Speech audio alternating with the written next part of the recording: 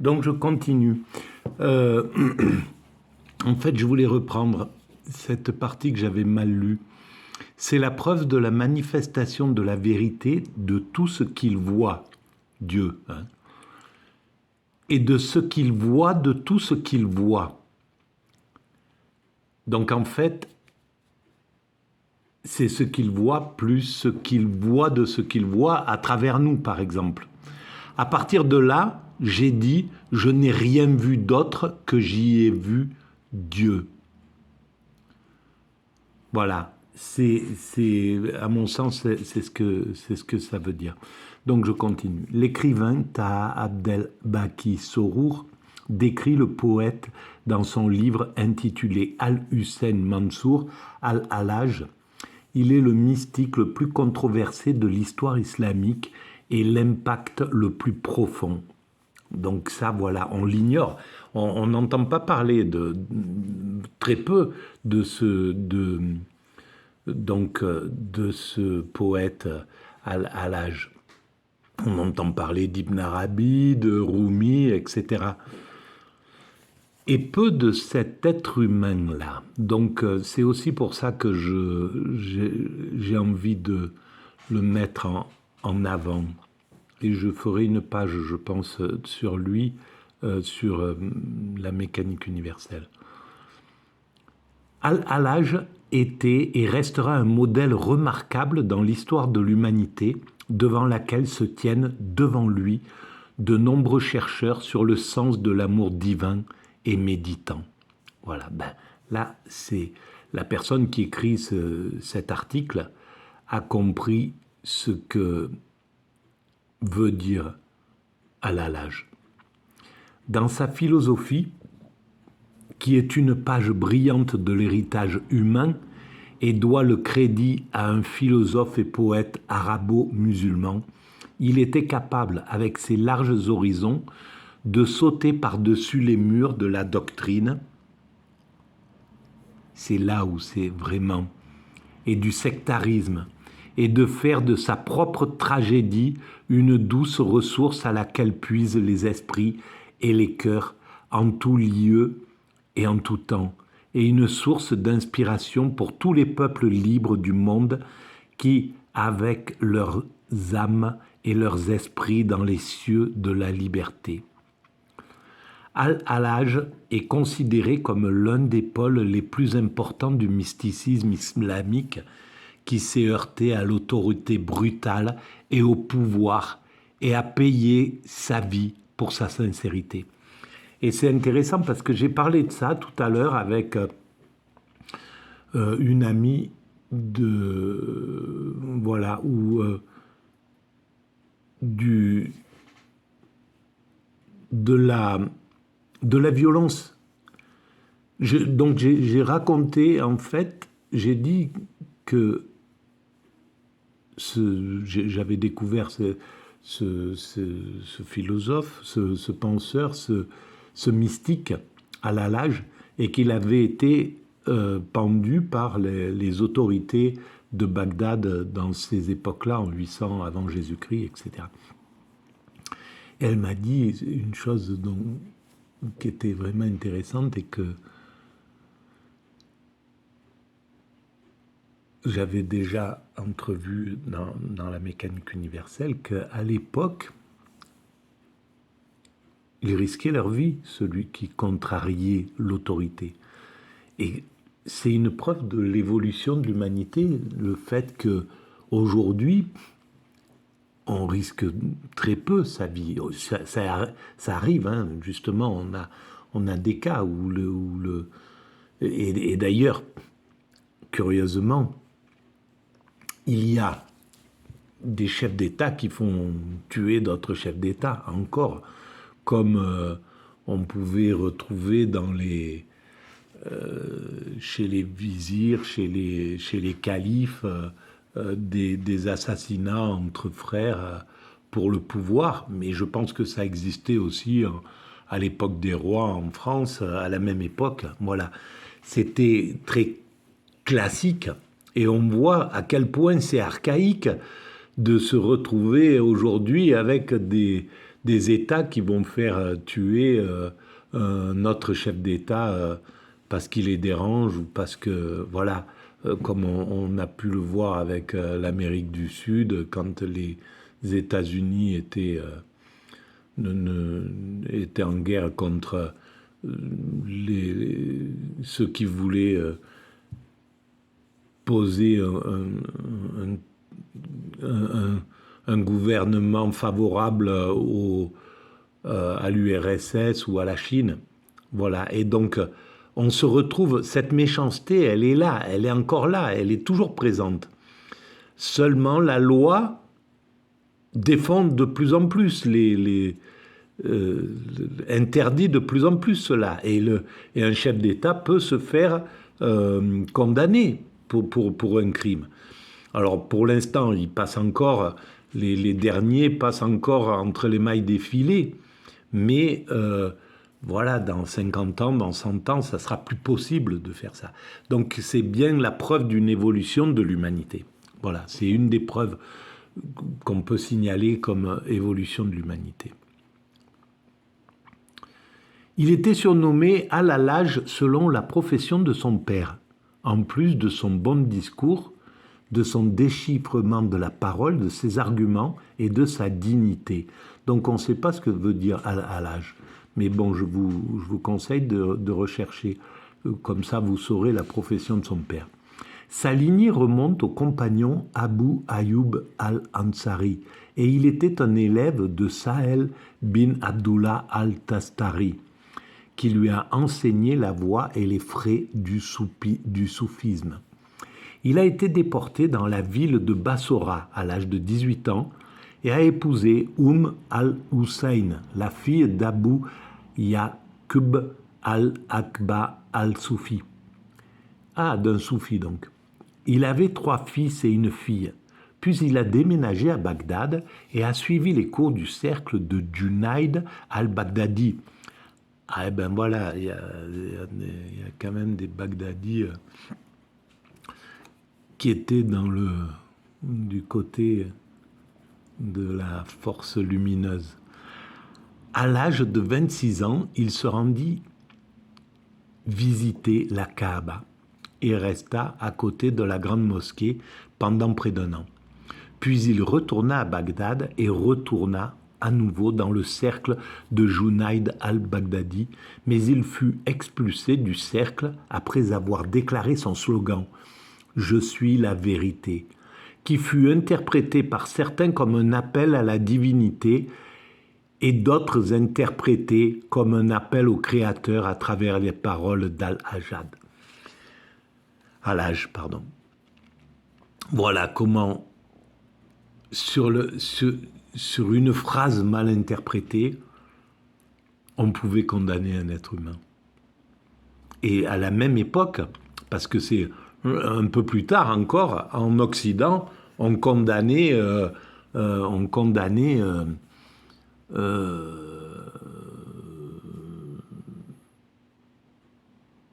comment il s'appelle, on condamnait celui qui dit que la Terre tourne. Galilée, voilà, on condamnait Galilée et il a fallu qu'il se rétracte pour avoir la vie sauve. Bon, bref, voilà, comme quoi les mœurs ont quand même évolué. Elles évoluent lentement et les forces réactionnaires sont toujours proches à ramener tout à faire refluer le flux, hein, ça c'est clair. Il faut se battre pour garder le sens de l'évolution.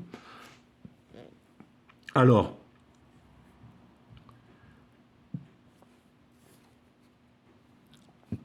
après que la succession entre lui et ses professeurs s'est intensifiée, Al-Hallaj a voyagé en Inde, au Khurasan, en Transoxiane, au Turkestan, en Chine, etc., accompagné de ses partisans et disciples. Au cours de ces voyages, Al-Hallaj a préconisé la religion de l'islam et abandonné l'idolâtrie, et a également expliqué ses opinions et ses croyances. Donc voilà. Il a découvert la religion manichéenne et le bouddhisme au cours de ses voyages. Donc ça voyageait drôlement là, à cette époque-là. On n'a pas l'impression de ce qui se passe, mais c'était l'époque de Marco Polo. Hein. Donc des voyageurs qui allaient en Chine, au Turkestan, etc., en Inde, il y en avait en pagaille dans le monde. Et Marco Polo, bon, il a eu le privilège d'écrire son parcours, mais je pense qu'il devait y avoir toutes les couleurs qui étaient représentées autour du Grand Khan dans ces pays. Il devait y avoir des marchands, des spirituels, des moines, etc., des diffuseurs de spiritualité qui sillonnaient ce monde en fait. On ne s'imagine pas à quel point la curiosité humaine est une des forces de rencontre entre les cultures, etc. Parce qu'on dit il y avait certainement les poussées démographiques qui ont fait qu'on est parti, que les hommes sont allés voir le monde entier et s'acclimater de partout. Mais il y avait la curiosité, le désir de connaître ce monde, de voir, d'aller à la rencontre de l'inconnu. Cette puissance, qu'est-ce qui... Voilà, c'est quand même extraordinaire que l'homme ait cette aptitude en lui d'aller voir, comprendre, chercher, apprendre, etc. d'autrui. C'est ce qui fait la beauté de l'humanité. Et donc, autant que le racisme et le fait de haïr l'étranger ou de pas... Enfin, fait la laideur de l'humanité, si on y réfléchit. Voilà, le pendant de cette curiosité, c'est l'inverse, c'est ceux qui ne sont non seulement pas curieux de l'autre, mais en plus qui veulent s'affirmer à ses dépens, quoi. Donc, il est retourné à Bagdad, où il est devenu le centre de ses activités, Bagdad donc. Et ses activités et ses prédications éclairantes et contraires aux dogmes religieux. Voilà, il s'oppose aux dogmes religieux. De toute manière, les soufis, le soufisme, à mon sens, s'oppose aux dogmes religieux. Comme voilà, comme c'est presque une nécessité. Bon, bref. Al-Hallaj s'est adressé aux masses populaires, les encourageant à trouver Dieu dans leur âme, ce qui lui a valu le surnom de Al-Hallaj al-Asrar. Bon, voilà, pareil, allez chercher ce que ça veut dire, je n'en sais rien. Il n'a pas répété la coutume soufie traditionnelle et a utilisé une langue familière aux habitants. Eh ben voilà, c'était un avant-gardiste de première catégorie, c'est incroyable quoi, l'avant-gardiste que c'était. Cela a pu donner l'impression qu'il était un missionnaire auprès des karmates plutôt qu'un soufi. Ses prières à Dieu pour le rendre si perdu et méprisé peuvent être vues pour le mystique, bien que Louis Massignon l'ait interprété comme l'expression d'un désir de sacrifice de soi. Donc voilà. Et de nombreux, comme Louis Massignon, de nombreux, on pourrait dire orientalistes, islamophiles, je ne sais pas, qui aiment les cultures orientales, qui aiment les autres religions, qui sont curieux de tout ça. Heureusement qu'ils sont là, les Massignon, les Eva de Vitré-Meyerovitch, etc. Il y avait au XIXe siècle un amour un désir de connaître l'Orient, d'avoir beaucoup de peintres partaient là-bas, il y avait quelque chose, ils voyaient à quel point cette culture du plaisir, de la contemplation, de la spiritualité, etc., était exaltée dans le monde oriental. Et là, comment on a perdu ça pour d'abord avoir envie de détruire ces cultures? Comment se fait-il qu'on a laissé quelques fous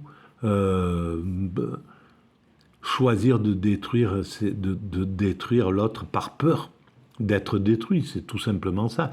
C'est même pas par méchanceté, c'est la peur c'est le vieux problème que les Romains avaient déjà compris. D'abord, on s'arme par peur de se faire agresser par les voisins, et puis ensuite, on commence à attaquer le voisin, les premiers voisins tout autour, pour se limiter pour se protéger de notre frontière, parce que notre paranoïa fait qu'on croit qu'on va être attaqué, et puis qu'il y a des craintes exactes, hein. Faut pas croire que c'est sans crainte aussi.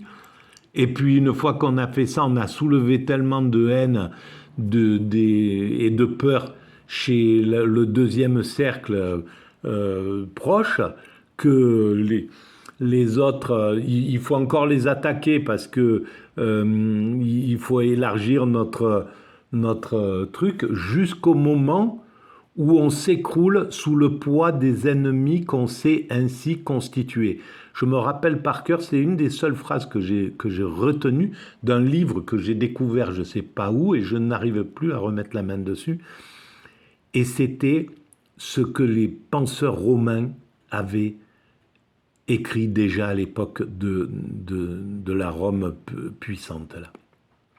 Ils avaient compris que de partir comme ça, eh ben, c'était obligatoire, qu'on finissait par s'écrouler sous le poids des ennemis qu'on s'était constitués. Voilà. Et c'est la peur qui est à l'origine de cette folie, quoi, hein, humaine. Et la peur, c'est juste parce qu'on ne parle pas, parce qu'on ne comprend pas, parce qu'on n'analyse pas ces choses. Comment se fait-il qu'on n'arrive pas à comprendre ces mécanismes et qu'on en soit encore là? C'est la peur qui a poussé les Russes à vouloir chasser les Américains de l'Ukraine. C'est la peur qui fait que les Américains, que l'Occident va essayer de préserver sa domination sur le monde, et qui peut-être, voilà, on peut l'appliquer, cette phrase-là, autant aux Russes, qui peuvent s'écrouler sous le poids des ennemis ainsi constitués, que l'Occident. L'Occident peut très bien aussi s'écrouler sous le poids des ennemis qu'il est en train de se constituer, et qu'il se constitue par peur, tout simplement, parce qu'il ne veut pas, l'Occident, il veut pouvoir être à la porte de la Chine, à la porte des Russes, les maîtriser, ces deux puissances, parce qu'il a peur d'être dominé par eux. C'est hallucinant, quoi. C'est vraiment, on est encore dans ces mécanismes primaires et incroyables. Bon, bref. Alors, et ces Massignons, là, il y en avait en pagaille à cette époque-là, en l'an 1000, 1100, 1200, 1300, quand on voit les philosophes, comment ils appréciaient la culture, les autres cultures. C'est incroyable, quoi. Les pics de la Mirandole, c'était vraiment important, quoi, dans cette chose-là. Et comment on est arrivé à un monde aussi bourrin que celui qu'on est en train de vivre en Occident? C'est hallucinant quand on y réfléchit. Vraiment, on a fait régresser la pensée sous un certain angle, hein, parce que l'évolution, elle continue à avancer. Bon, bref. Alors, c'est prière à Dieu pour le rendre, donc Massignon, Quand Al-Hallaj est revenu à Bagdad, après son dernier pèlerinage à la Mecque, il a construit un modèle de la Kaaba dans sa maison pour le culte privé. Ah, d'accord. Les réactions à ces propositions ont été violentes et les conservateurs ont lancé une vaste campagne contre ses partisans. Voilà, la haine, la jalousie, les trucs, l'incompréhension.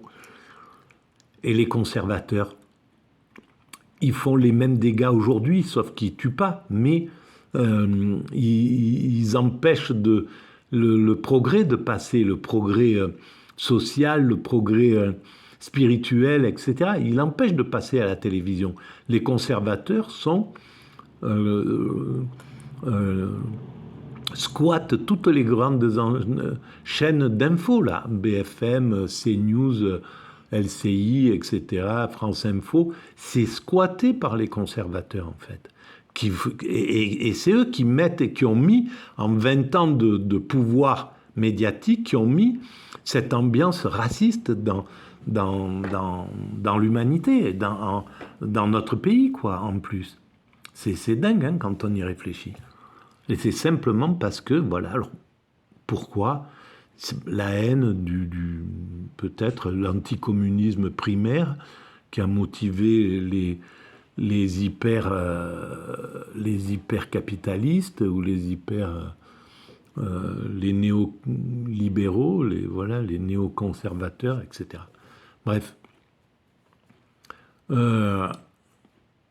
Donc les conservateurs ont lancé une vaste campagne contre ses partisans, ce qui a poussé un certain nombre d'entre eux à fuir, et d'autres ont été arrêtés et soumis à la torture, et à des accusations de blasphème et de défense de la seigneurie d'Al-Hallaj.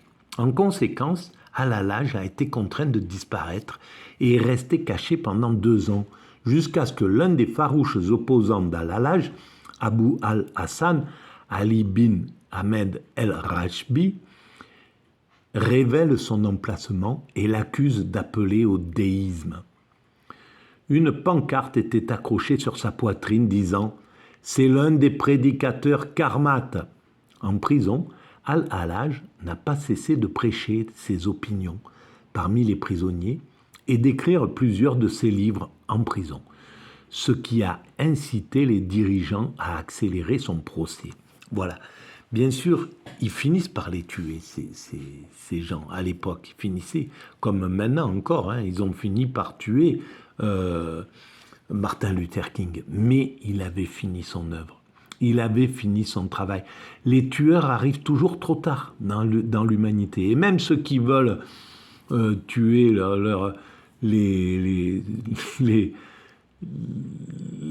et c'est là où c'est incroyable, parce que même les États qui cherchent à tuer les leaders le plus tôt possible, quoi, hein, avant que, etc., ben ils peuvent pas, parce que ils arrivent toujours trop tard. C'est pas, ils peuvent tenir un peu le système, etc., mais ils arrivent toujours trop tard.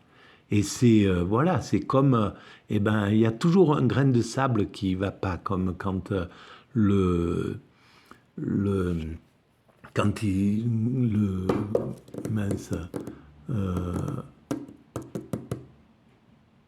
pharaon a voulu tuer Moïse et qu'en fait il a été sauvé des eaux, en voulant tuer tous les enfants, parce qu'il savait, c'est cette folie-là qui fait qu'un pays, qu'un gouvernement veut tuer, s'acharne à tuer ceux qui arrivent. C'est une vraie folie archaïque, quoi. C'est la folie du pharaon qui veut pas, qu'on lui dit qu'il est né déjà celui qui peut le renverser, qui peut, etc. Il va faire tuer tous les enfants pour se protéger. Et ça marche pas, voilà. La Bible le montre que ça marche pas. Comment se fait-il que des peuples religieux pensent encore à faire ce genre de choses? C'est quand même absurde, c'est quand même primaire, c'est quand même idiot quand on y réfléchit. Puisque la Bible a déjà compris ces mécanismes, comme les mythes anciens avaient déjà compris. Voilà ce qu'était que ce qu'est un narcissique, ce qu'est... etc., etc. Tout était déjà bien compris. Eh bien, on reste archaïque à ce niveau-là. Donc, il n'a cessé d'écrire, etc. Et ils ont accéléré son procès. Compte tenu de l'impact que cet appel a eu sur l'autorité politique au pouvoir à l'époque, un certain nombre d'ecclésiastiques bien connus à Bagdad ont enquêté et l'ont jugé. Et ceux-ci ont publié leur fatwa condamnant Al-Hallaj à mort. La condamnation à mort a été exécutée à Bagdad au mois de Dhul al-Yawda 309 AH avant l'Hégire, 26 mars 922 après Jésus-Christ. Lorsque le chef de la police a pris en charge l'exécution de la peine, où le bourreau a ordonné 1000 coups et répété 1000 coups de fouet en public, puis lui a mis la corde au cou et a ordonné que ses mains, ses pieds et sa tête soient coupés, son corps a été incinéré et sa dépouille a été jetée dans le Tigre, selon les sources historiques. C'était par peur, ils avaient peur qu'il revienne, et les Occidentaux faisaient la même chose avec les sorcières, les soi-disant sorcières. Ils voulaient, ils les incinéraient, ils avaient peur que même morts, ils puissent agir contre eux. Bon, bref, c'est de la folie, quoi, tout simplement. Et voilà, on voit que des fatwas encore sont mises sur la tête de ceux qui veulent faire évoluer les choses, malheureusement, et encore aujourd'hui. C'est triste. Bon, il est possible que la phrase « Je suis la vérité » ait été héritée par Al-Hallaj de Bayazid al-Bastani, car une telle expression se retrouve dans les œuvres de Bayezid. Cependant, cette phrase a été répétée dans de nombreuses œuvres d'Al-Hallaj. Il répond à son accusation de déisme, et nombre de ses partisans l'ont fait en son temps et après son départ. Et les partisans de Mansour al-Hallaj interprètent son dicton « Je suis la vérité » comme signifiant « Dieu m'a vidé de tout sauf de lui-même ». Voilà ce que je disais dans la vidéo précédente. C'est exactement ça. Voilà. C'est tout simple. C'est pas dans la vidéo précédente, mais dans la vidéo encore avant. C'est ce qu'il voulait dire en disant « je suis la vérité ». Et ça n'a pas été compris par les pseudo-spirituels, qui ne sont pas spirituels, qui sont juste des politiques habillés en spirituels, mais ils ne sont pas des spirituels. Parce qu'ils n'ont pas fait l'expérience de l'extase. Ça devrait même être interdit à un prêcheur de prêcher s'il n'a pas fait cette expérience d'extase. Ou s'il n'a pas compris exactement ce que c'est que l'extase. S'il n'a pas intégré le fait que l'extase, c'est le plus haut niveau de la spiritualité. Parce qu'il ne peut pas comprendre clairement cette chose-là. Alors oui, on peut le comprendre intellectuellement, mais il faut comprendre il faut admettre que l'extase, c'est le plus haut niveau de la spiritualité. Et que le reste, c'est de la religion brutale, du dogme qui n'a pas plus d'intérêt que du dogme politique. Ça a de l'intérêt comme le dogme politique, mais pas plus. Voilà, c'est au même niveau.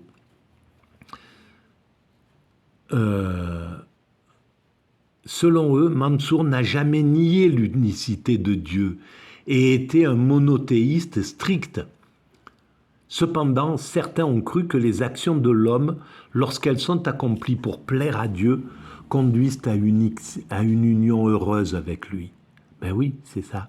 L'écrivain Malayalam Vaikum Muhammad Bashir compare le « Je suis la vérité » de Hallaj, alors qu'il est mentionné dans les Upanishads Aham Brahmasmi, qui signifie « Je suis Brahman », la réalité absolue dans l'hindouisme.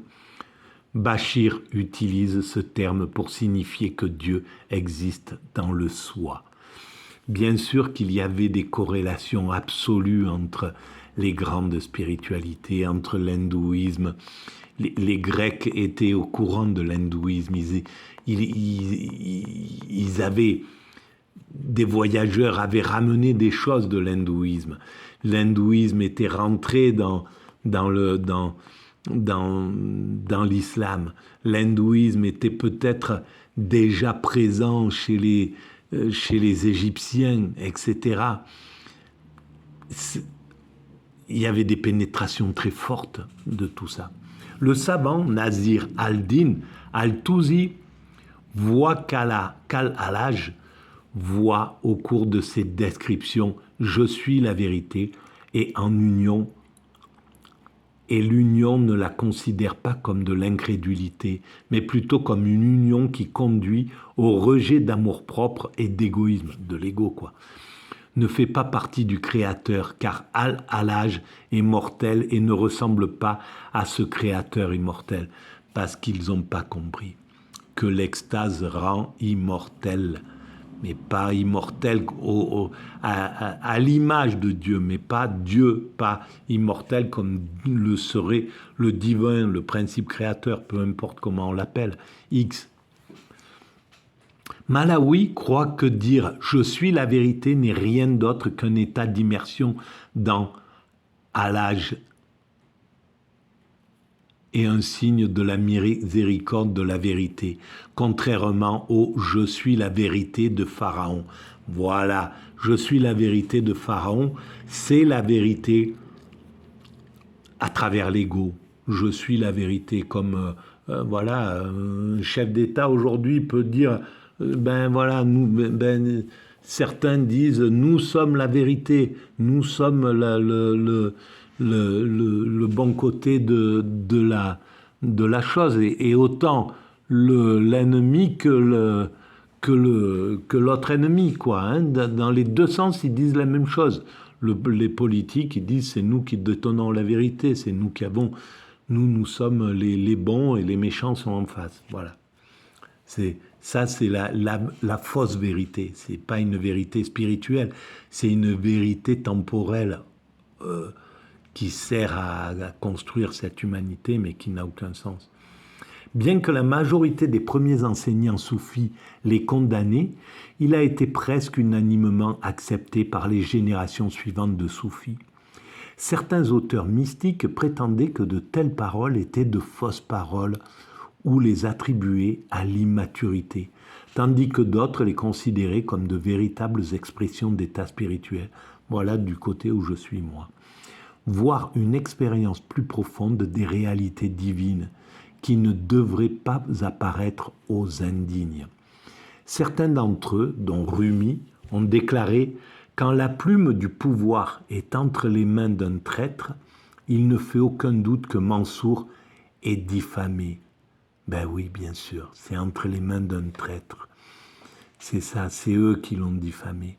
Il avait tout compris, Rumi. Et Rumi avait de l'amour pour ce Mansour.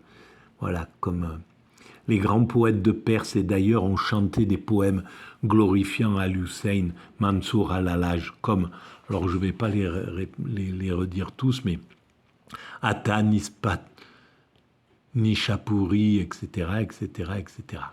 Al-Hallaj, lui, a également trouvé une place dans la littérature et l'art arabe contemporain. Par exemple, Salah Abdel Sabour a composé la pièce La tragédie d'Al-Hallaj et le roman Le cœur trembla spectaculairement.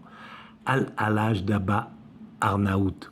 Il a été suivi du roman Al-Hallaj de Mohamed Sami Al-Bouahi et enfin le roman Le spectre d'Al-Hallaj de l'écrivain saoudien Maqboul Al-Alaoui qui a été publié en 2018. Ce roman, selon les mots, alors voilà, c'est toute une culture que nous ne connaissons pas. On nous offre que la culture occidentale. C'est triste et très peu, et un peu de culture orientale, asiatique, etc.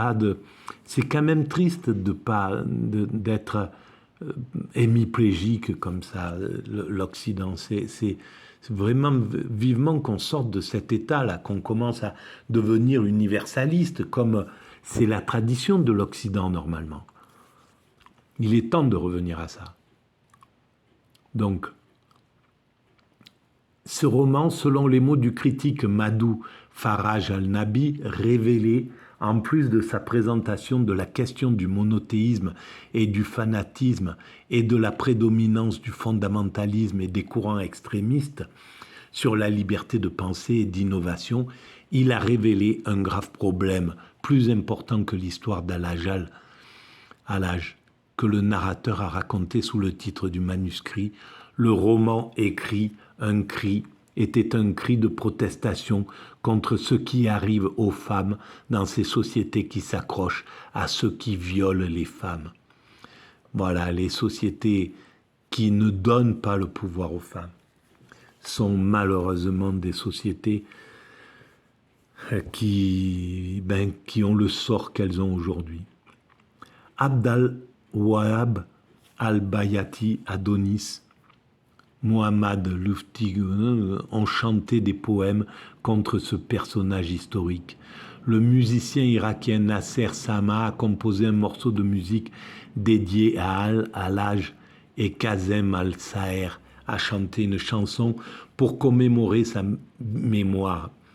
L'écrivain et dramaturge Karim Al-Rawi a également écrit la pièce City of Peace, dans laquelle il a présenté l'histoire de la vie d'Al-Hussein Mansour al-Hallaj et son exécution pour hérésie. Alors tous ces auteurs-là, contemporains, quelle